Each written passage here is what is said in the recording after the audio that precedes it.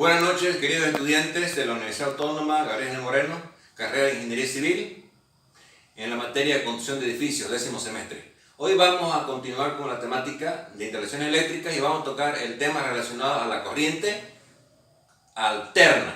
Ya vimos la teoría de la corriente continua, ahora vamos a ver la teoría de la corriente alterna. De fundamental importancia para entender lo que son los circuitos eléctricos en edificios. Nos acercamos por favor a la pizarra.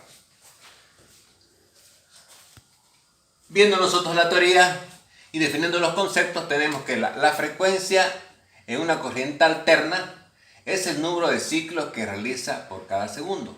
Se mide en Hertz.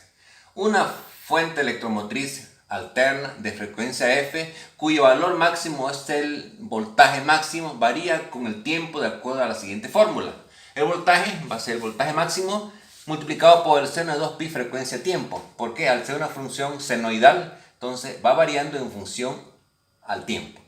Toma un voltaje máximo, mínimo, positivo, negativo, ¿correcto? Donde W viene a ser la velocidad angular, que la velocidad angular nosotros sabemos que es 2pi partido entre periodos y 1 sobre periodo de frecuencia, por consiguiente queda 2pi frecuencia, que es la velocidad angular, ¿correcto? Entonces la intensidad de la corriente viene dada por la intensidad máxima, seno de 2pi frecuencia tiempo, intensidad máxima por seno de WT, donde W sabemos nosotros que es la velocidad, la frecuencia angular o la velocidad angular. Y eso se representa en la siguiente gráfica, es una función senoidal, ¿correcto?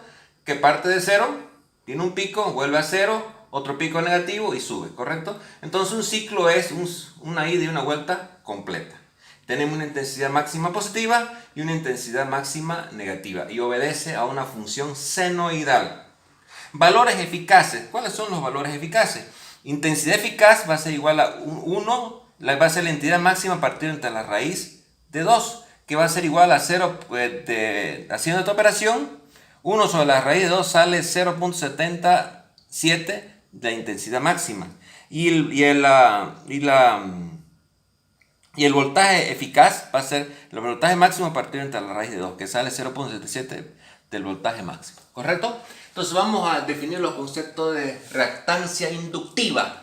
¿Qué es la reactancia inductiva?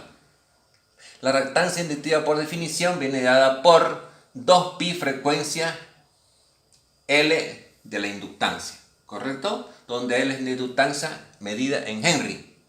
Reactancia capacitiva. La reactancia capacitiva viene dada por esta expresión que es 1 sobre 2pi frecuencia capacitancia, 1 sobre 2pi frecuencia capacitancia, donde es la capacitancia en faradios. Ángulo de fase.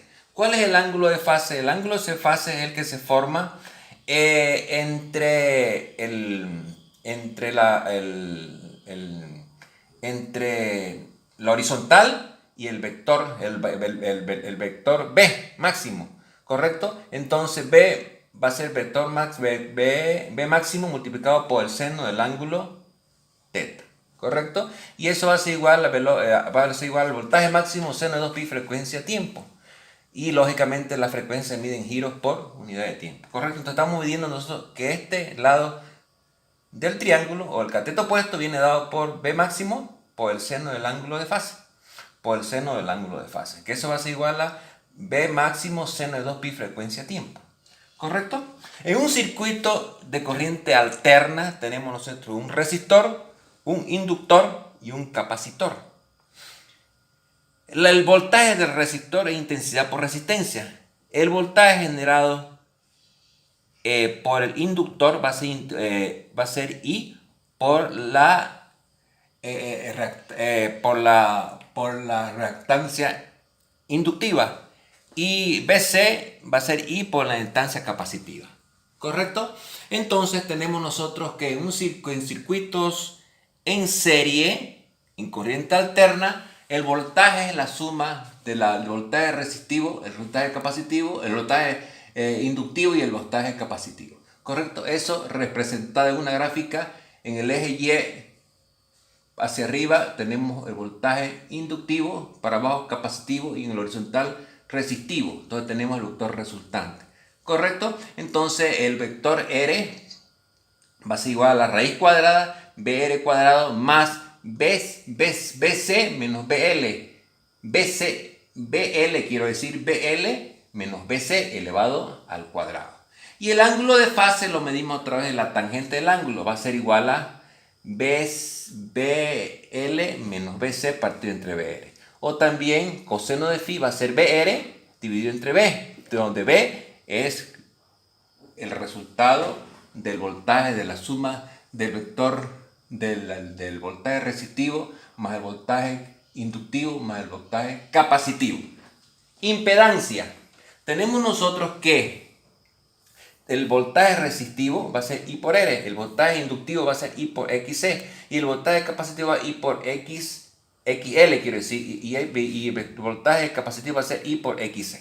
¿Correcto? Donde XL es la reactancia inductiva y XC es la reactancia capacitiva. Ahora, voltaje va a ser intensidad por la raíz cuadrada de x cuadrado más xl menos xc elevado al cuadrado, que esta es la impedancia que se denota con la letra Z. Factor de potencia. El factor de potencia viene dado por I por B por el coseno del ángulo de fase. ¿Correcto? Factor de potencia va a ser el coseno del ángulo de fase, va a ser igual a R, la resistencia dividido entre la impedancia. R cuadrado más paréntesis XL menos XC todo elevado al cuadrado. ¿Correcto? Circuitos en paralelo. En el circuito en paralelo tenemos lo mismo. La intensidad resistiva va a ser B sobre R. La intensidad inductiva, capacitiva quiero decir, va a ser B sobre XC. La inductancia inductiva va a ser B sobre XL.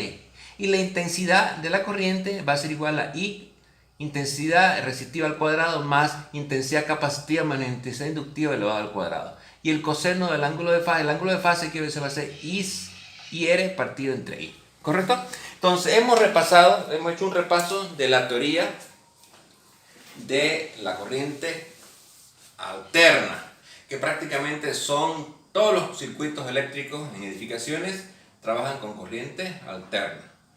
Que hay una bastante similitud con la corriente continua, ¿no? Fíjense que prácticamente las fórmulas son parecidas, lo único que entran otras variables que tienen que ver precisamente con la inductancia, la capacitancia y otros valores que tienen que ver con la electricidad, corriente alterna.